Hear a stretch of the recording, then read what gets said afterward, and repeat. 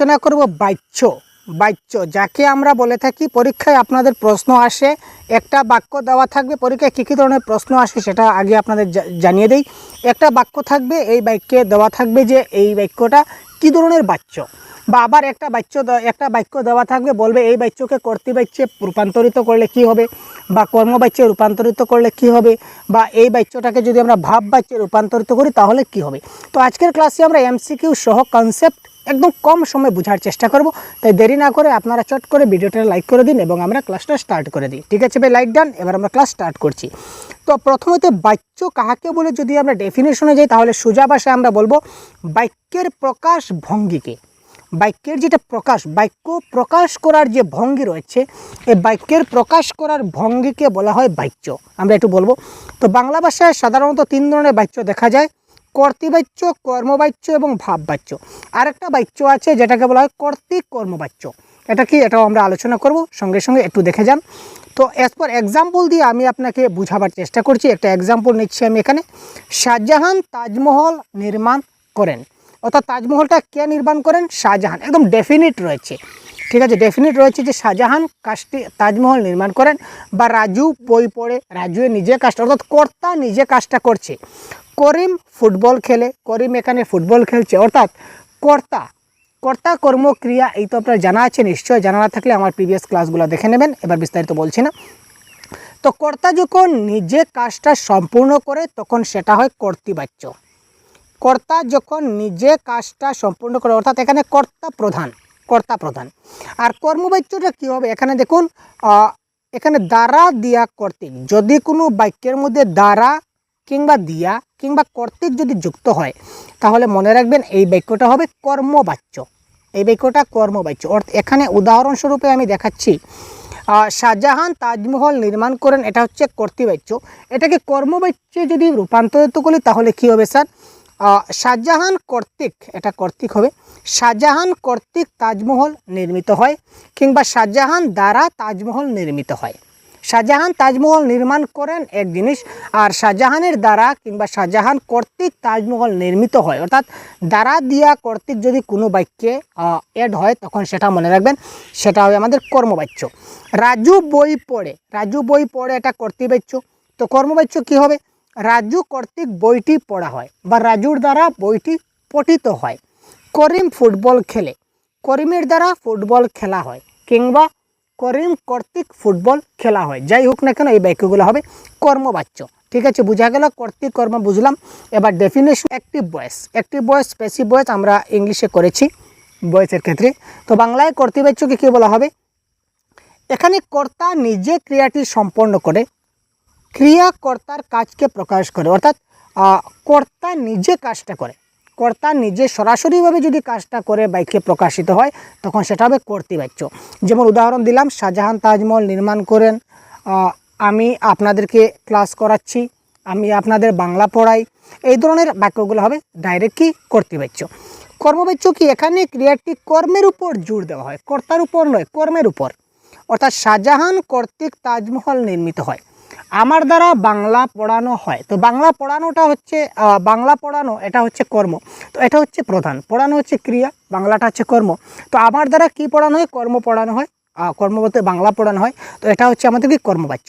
শাহজাহান দ্বারা তাজমহল নির্মিত হয়, রাজু কর্তৃক বইটি পড়া হয়। অর্থাৎ দ্বারা দিয়া কর্তৃক যখনই কোনো বাক্যে আমরা দেখতে পাবো তখন সেটা সঙ্গে সঙ্গে আপনারা বলে নেবেন এটা হচ্ছে কর্মবাচ্য। ঠিক আছে ভাই, এবার দেখি ভাববাচ্যটা কি। ভাববাচ্য অর্থাৎ মনের ভাবটা প্রকাশ পায়। এখানে ক্রিয়াটি কোনো নির্দিষ্ট কর্তা বা কর্ম ছাড়াই ভাব বা অবস্থা প্রকাশ করে। ঠিক আছে, যেমন এখানে নাচা হয়, যদি বলি এখানে নাচা হয়, কে নাচে? এখানে কি কর্তা বা কর্ম কিছু আছে? না, এটা একটা ভাব প্রকাশ করছে যে এখানে নাচা হয়, সুতরাং এটা হচ্ছে ভাববাচ্য। চলো পিকনিকে যাওয়া যাক। এবার আপনি পিকনিকে যেতেও পারেন, পিকনিকে নাও যেতে পারেন। চলো পিকনিকে যাওয়া যাক, ঠিক আছে। আবার যদি বলি আমি পিকনিকে যাব, এটা ডেফিনেট, আমি যাবই যাব। আপনারা আমার সঙ্গে যান কিংবা না যান আমার কিছু যায় আসে না, আমি কিন্তু যাব। ঠিক আছে ভাই, তো আমি পিকনিকে যাব, এটা হচ্ছে কি কর্তৃবাচ্য। আর চলো পিকনিকে যাওয়া যাক, এখানে পিকনিকে যাওয়া আদৌ হবে কি হবে না এটা কিন্তু এখানে কনফার্ম না। আমি পিকনিকে যেতেও পারি, নাও যেতে পারি। আমার মনে ইচ্ছা আসছে, তাই আমি বললাম যে চলো আমরা পিকনিকে যাই, আমার মনের ইচ্ছে প্রকাশ করছি। তো এই ধরনের মনের ইচ্ছা আকাঙ্ক্ষা যখনই কোনো বাক্যে প্রকাশ করা হবে তখন সেটা হবে ভাববাচ্য। আজ ফাগুনো রাতে চলো পালিয়ে যাই, আপনি আমার সঙ্গে পালিয়ে যেতেও পারেন, নাও যেতে পারেন, কোনো ডেফিনিট কিছু নেই, কিন্তু আমার মনের ইচ্ছা হলো যে চলো আজ আমরা পালিয়ে যাই। তো এই ধরনের বাক্য, যে বাক্যটা মানে এখনো ডেফিনিট নয়, ইনডিফিনিট, তার কোনো নিশ্চয়তা নেই, তো এই ধরনের বাক্যগুলো হবে কি ভাববাচ্য। যদি বলি সে আসবে, সে আসবে মানে সে আসবে কনফার্ম, এটা হচ্ছে কনফার্ম, এটা হচ্ছে কর্তৃবাচ্য। আর এই সে আসবে যদি আমরা যদি বলি তার যেন আশা হয়, তো আমি বললাম তার যেন আশা হয়, তার মানে সে আসতেও পারে আবার নাও আসতে পারে। তো এই বাক্যটা কিন্তু শিওর নয়, সে আসবে কি আসবে না সেটা তার উপর ডিপেন্ড করবে, আমি ঠিক 100% বলতে পারছি না, ঠিক আছে। সে আসবে, সে আসবে মানে আসবে ডেফিনিট কনফার্ম, তার মানে এটা কর্তৃবাচ্য। আর যদি বলি তার যেন আশা হয়, সে আসতেও পারে আবার নাও আসতে পারে, আমার মনের ইচ্ছা প্রকাশ করলাম যে সে যেন তার যেন আশা হয়, বা সে আসলে আমি খুশি হব, সে আসলে আমি খুশি হব, সে আসতেও পারে নাও আসতে পারে, ঠিক আছে। আসলে আমি খুশি হব, না আসলে আমি দুঃখী হব, সেটা কোনো ব্যাপার নয়। কিন্তু এই ধরনের যে বাক্যগুলোতে মনের ভাবটা প্রকাশ হয় সেটা হচ্ছে ভাববাচ্য। আরেকটা বাক্য আছে যেমন কর্ম কর্তৃবাচ্য। কর্ম কর্তৃবাচ্যটা আসলে কি জিনিস স্যার? কোনো বস্তু যখন কর্তার স্থান দখল করে তখন তাকে কর্ম কর্তৃবাচ্য বলে। যেমন ট্রেন চলে, আসলে কি ট্রেন চলে না? ট্রেন কিন্তু চলে না, ট্রেন কোনো ড্রাইভারে চালায়, কিন্তু বাক্যে বলছে যে ট্রেন চলে, তার মানে এখানে ট্রেনটা কিন্তু কর্তা হিসেবে কাজ করছে। যেহেতু ট্রেন কর্তা হিসেবে কাজ করছে, ট্রেনটি কিন্তু আসলে কর্তা না, ড্রাইভার ট্রেনটি চালায়, এখানে ড্রাইভার হচ্ছে কর্তা। কিন্তু এখানে বাক্যে কি বলেছে দেখুন, বাক্যে কিন্তু এই ট্রেন যেটা কর্ম, এই কর্মটা কিন্তু কর্তার স্থান দখল করে নিয়েছে। বা বাঁশি বাজে, বাঁশি কি বাজে? আমি একটা বাঁশিকে এমনি এমনি রেখে দিলাম, বাঁশি আমি একটা কিনলাম, কিনে বাঁশিটাকে আমি সাইডে রেখে দিলাম, বাঁশিটা কি বাজবে? বাঁশি বাজবে না, বাঁশিটা কী করতে হবে? বাজাতে হবে। কিন্তু এখানে বাক্যে বলেছে যে বাঁশি বাজে, কিন্তু বাঁশি তো অটোমেটিক বাজে না, কেউ না কেউ তো বাজায় বাঁশি, তাই না? জিনিসটা একটু বুঝবেন। তো এই বাঁশি বাজে, এই যে বাক্যটা, এদিকে বাঁশি কিন্তু কর্তার কাজ করছে, যদিও যেহেতু সে কর্তা না, যদিও বাঁশিটা কর্তা না, কিন্তু বাক্যে কিন্তু সে কর্তা হিসেবে ব্যবহৃত হচ্ছে। তো যখন কোনো বাক্যে কোনো বস্তু যদি কর্তা হিসাবে ব্যবহৃত হয় তখন সেটাকে আমরা বলবো কর্ম কর্তৃবাচ্য। ফ্যান ঘুরে, ফ্যান কি এমনি এমনি ঘুরে? আমি যদি সুইচ না দেই, যদি কারেন্টের সুইচ যদি বোতাম যদি না টিপা দেই, তাহলে কি ফ্যান চলবে? বা কারেন্ট যদি না থাকে, কোনো ইলেকট্রিসিটি ফাংশন সোলার সিস্টেম যদি তার সঙ্গে কানেক্টেড না থাকে, তাহলে সে কি চলবে? চলবে না। তো তার মানে ফ্যান ঘুরে, এটা ফ্যান হচ্ছে একটা বস্তু, কিন্তু ফ্যান ঘুরে শব্দটায় কি বলা হচ্ছে এখানে? কর্ম কর্তৃবাচ্য, কারণ এখানে ফ্যানটা হচ্ছে কর্ম, কিন্তু সেটা কর্তারূপে ব্যবহৃত হচ্ছে। আশা করি বোঝা গেল। তো এবার চলুন আমরা এমসিকিউ কিছু সলভ করি, যেগুলো আপনারা সলভ করবেন। খুব সংক্ষেপে আমি বুঝিয়ে দেওয়ার চেষ্টা করলাম, যদি কোনো ডাউট থাকে তাহলে অবশ্যই কমেন্ট বক্সে জানাবেন। তো এমসিকিউ প্রথম প্রশ্ন, কারেক্ট আনসার কী হবে? খুব তাড়াতাড়ি কমেন্ট করুন তো ভাই আপনারা। নিম্নলিখিত বাক্যটিকে কর্মবাচ্যে রূপান্তর করুন। এখানে এই বাক্যটাকে আমরা কর্মবাচ্যে রূপান্তর করব। রাম বই পড়ে, ঠিক আছে ভাই? তো রাম বই পড়ে, এটাকে যদি আমরা কর্মবাচ্যে রূপান্তর করি তাহলে কি হবে বলুন তো? বইটি রাম দ্বারা পঠিত হয়, রাম দ্বারা বই পড়া হয়, বইটি পড়া হয়, রাম বইটি পড়ে। তো এখানে কর্মবাচ্যে যদি আমরা পরিবর্তন করি তাহলে কারেক্ট আনসার কী দাঁড়াবে? খুব তাড়াতাড়ি কমেন্ট করুন। এখানে কর্ম কোনটা? কর্ম হচ্ছে বই, কর্ম হচ্ছে বই, তার মানে বইটি রাম দ্বারা পঠিত হয়, এটা হবে কারেক্ট আনসার। বুঝা গেল? তারপর দেখি কোয়েশ্চেন নাম্বার 2, নিচের বাক্যটি কোন বাচ্যে রয়েছে? কি কি ধরনের প্রশ্ন পরীক্ষায় আসতে পারে এগুলো দেখে নিন। এখানে কয়েকটা প্রশ্ন আছে, এগুলো দেখলে আপনার আইডিয়া পেয়ে যাবেন যে কী ধরনের প্রশ্ন আপনার পরীক্ষায় আসবে। শিক্ষক ছাত্রদেরকে পড়ান, এটা কোন বাচ্যে রয়েছে? কর্তৃবাচ্য, 1 নম্বর হচ্ছে কর্মবাচ্য, কর্তৃবাচ্য, ভাববাচ্য, না কোনোটি নয়? এখানে কারেক্ট আনসার কী হবে? শিক্ষক ছাত্রদের পড়ান, এটা কোন বাচ্যে রয়েছে? এখানে কাজটা কে করছে? কাজটা কে করছে ভাই? কাজটা করেছে শিক্ষক, কাজটা করেছেন, মানে শিক্ষক নিজে কাজটা করছেন, কর্তা নিজে কাজটা করছেন, সুতরাং কারেক্ট আনসার হবে কি? কর্তৃবাচ্য, ঠিক আছে। এবার কোয়েশ্চেন নাম্বার 3 এর কারেক্ট আনসার তাড়াতাড়ি কমেন্ট বক্সে করুন। নিম্নলিখিত বাক্যটিকে কর্তৃবাচ্যে রূপান্তর করুন। মিতা, গানটি মিতা দ্বারা গাওয়া হয়, তো গানটি মিতা দ্বারা গাওয়া হয়। আমি আগে বলেছিলাম যদি কোনো বাক্যের মধ্যে দ্বারা দিয়া কর্তৃক থাকে তখন সেটা কর্মবাচ্য হয়। তার মানে এই বাক্যটা কী ধরনের বাচ্য রয়েছে? এই বাক্যটা কর্মবাচ্য রয়েছে। তো এই কর্মবাচ্যকে আমরা কর্তৃবাচ্যে ট্রান্সফার করব, পরিবর্তন করব। তো এই বাক্যটাকে যদি আমরা কর্তৃবাচ্যে রূপান্তর করি তাহলে কি হবে? মিতা গানটি গায়, গানটি মিতা গায়, মিতা দ্বারা গান গাওয়া হয়, গানটি গাওয়া হয়। তো এখানে মিতা দ্বারা গানটি গাওয়া হয় এটাও কিন্তু আমাদের কর্মবাচ্য, গানটি গাওয়া হয় এটা হচ্ছে আমাদের ভাববাচ্য। আর এখানে মিতা গানটি গায় আর গানটি মিতা গায়, কোনটা হবে কারেক্ট আনসার? কোয়েশ্চন নম্বর 3, এটা কারেক্ট আনসার হচ্ছে মিতা গানটি গায়। ডাইরেক্ট আমরা কর্তৃবাচ্যে করব, সুতরাং কি কর্তাকে প্রাধান্য দেব। তো এখানে কর্তাকে, কর্তা হচ্ছে মিতা, তাই এখানে এই 1 নম্বর বাক্যে মিতাকে প্রাধান্য দেওয়া হচ্ছে, অর্থাৎ মিতা গানটি গায়।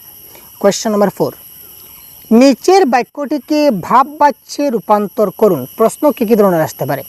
লোকেরা এখানে নাচে, তো লোকেরা এখানে নাচে এটা কী ধরনের বাক্য?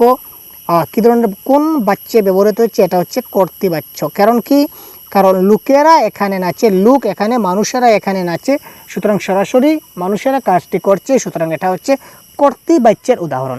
তো এটাকে আমরা যদি ভাববাচ্যে রূপান্তর করি কী হবে? এখানে নাচা হয়, নাচটি লোকেরা করে, এখানে নাচা হয় না, লোকের দ্বারা নাচা হয়। তো এখানে কোয়েশ্চন নম্বর 4 কারেক্ট আনসার কী হবে? খুব তাড়াতাড়ি আপনারা কমেন্ট করুন তো। 4 দিয়ে আপনারা ABCD লিখে দিন, আপনারা কোনটা মনে হচ্ছে তাড়াতাড়ি দেখে নিন, তারপর আমার সঙ্গে মিলিয়ে নেবেন, দেখবেন আপনারা কার কতটা কারেক্ট হলো। লোকেরা এখানে নাচে এটাকে ভাববাচ্যে রূপান্তর করলে কী হবে? কোয়েশ্চন নম্বর 4।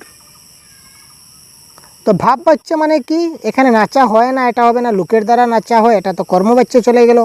আর নাচটি লোকেরা করে এটাও কর্তৃবাচ্যের একটা অংশ বলতে পারি।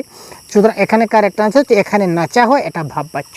এখানে নাচা হয়, তো কে নাচে আমরা জানি না, কে নাচে মানে লোকেরা নাচে, নিশ্চয় নাচে, কিন্তু এখানে আমার ভাব প্রকাশ হচ্ছে, এখানে নাচা হয়, সুতরাং এটা হবে এখানে ভাববাচ্য।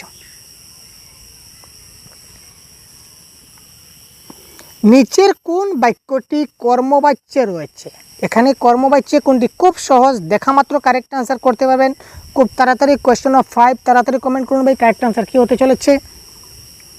কোন বাক্যটা কর্মবাচ্য? এখানে 4টা বাক্য রয়েছে, কোনটা কর্মবাচ্য আপনাকে বলতে হবে। সে চিঠি লেখে, চিঠিটি তার দ্বারা লিখিত হয়, এখানে খেলা হয়, আমি বাজারে যাই। কোয়েশ্চন নম্বর 5 কারেক্ট আনসার কী হবে?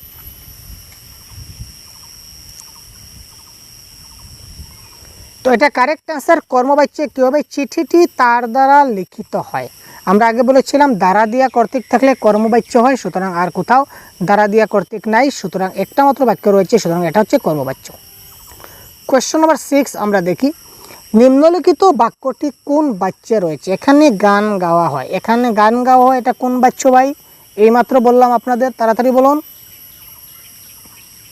এটা এখানে গান গাওয়া হয়, কে গান গায়? নিশ্চয়ই লোকেরা গায় বা কেউ একজনে গায়, এখানে তো কর্তা এখানে প্রাধান্য নয়, তো এটা আমার মনের ভাব প্রকাশ করছে, সুতরাং কি এখানে ভাববাচ্য।